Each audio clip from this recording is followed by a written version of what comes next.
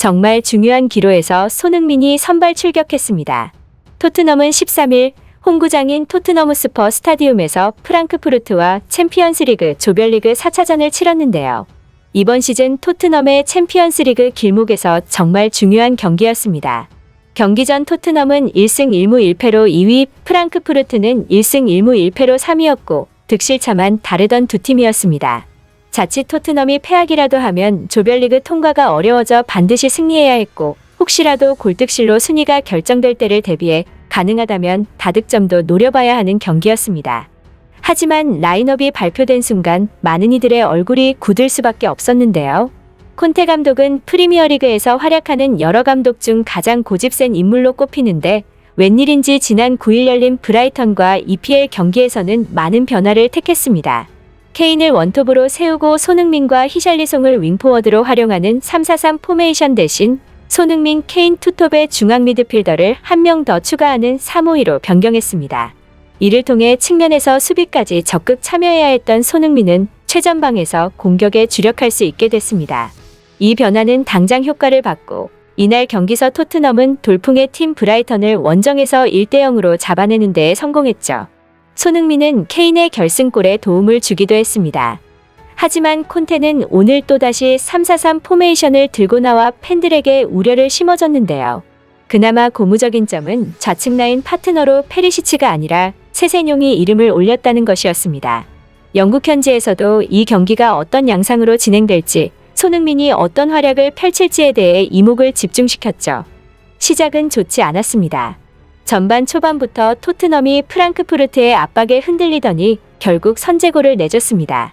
하지만 토트넘엔 손흥민이 있었습니다. 전반 20분 해리 케인이 중원에서 왼발 침투 패스를 손흥민에 찔렀습니다.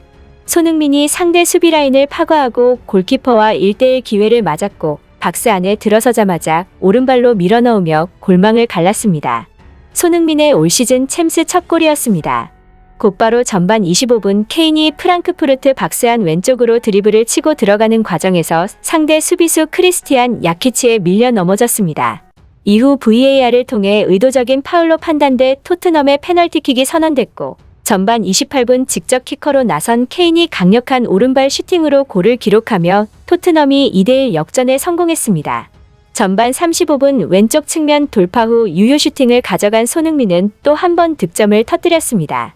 호이비에르가 프랑크푸르트 박스 안 오른쪽에서 오른발 컵백 크로스를 올린 것을 박스 중앙에 수비 방해 없이 대기하고 있던 손흥민이 환상적인 왼발 발리 슈팅으로 멀티골을 터뜨렸습니다. 시즌 5호 골이자 올 시즌 챔스 2호 골이었습니다. 이번 손흥민의 활약은 영국 전역에 손흥민 자신이 옳았다는 것을 증명했는데요. 특히 전문가들은 두 가지 동작에 주목하며 손흥민의 폼이 완벽히 올라왔고 다시 손흥민의 시간이 시작될 것이라고 분석했습니다.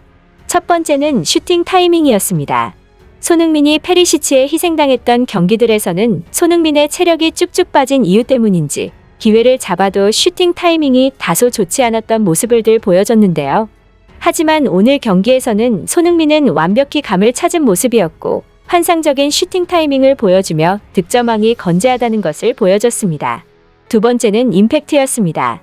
손흥민의 두 번째 골은 그야말로 엄청난 하프발리 원더골이었는데요. 전문가들은 원터치로 이런 골을 보여줬다는 것은 손흥민을 억제하는 요소들이 차단된 상황에서 손흥민의 자신감이 완전히 올라온 것이라고 분석했습니다. 똑같은 3-4-3 포메이션에서 페리시치를 세세뇽으로 바꿨을 뿐인데 이 정도의 변화들이 생겨난 것입니다.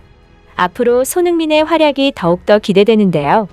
메뉴의 레전드이자 프리미어리그 레전드인 퍼디난드는 최근 손흥민에 대해 역대급 인상적인 멘트를 남겼는데요. 그는 송케디오는 프리미어리그 역사상 최고지만 둘 중 한 명을 택하라면 손흥민을 택할 것이라고 말했습니다. 그는 자신의 유튜브 채널에서 한 명만 골라야 한다면 나는 아마도 손흥민을 택할 것이다. 물론 당신이 무엇을 원하는가에 달려있지만 말이다. 나는 손흥민을 더 보기 위해 돈을 쓸 것이다. 라고 말했습니다. 이어 퍼디난드는 두 선수 모두 대단한 선수라 생각하지만 매우 다르다. 예전에 모하메드 살라와 사디오 마네 중 누가 더 잘하는지 말하는 것과 비슷하다. 우리 팀이 뭘 필요로 하냐에 따라 다르다. 라며 손흥민은 지난 시즌 득점왕이었다라고 덧붙였습니다. 영국 매체인 더부트룸 역시 손흥민과 케인의 파괴력에 대해 언급했습니다. 매체는 손흥민과 케인의 파트너십은 역사에 남을 것이다. 두 선수가 토트넘에서 트로피를 따내지 못한다면 말도 안 되는 일일 것이라고 전했습니다.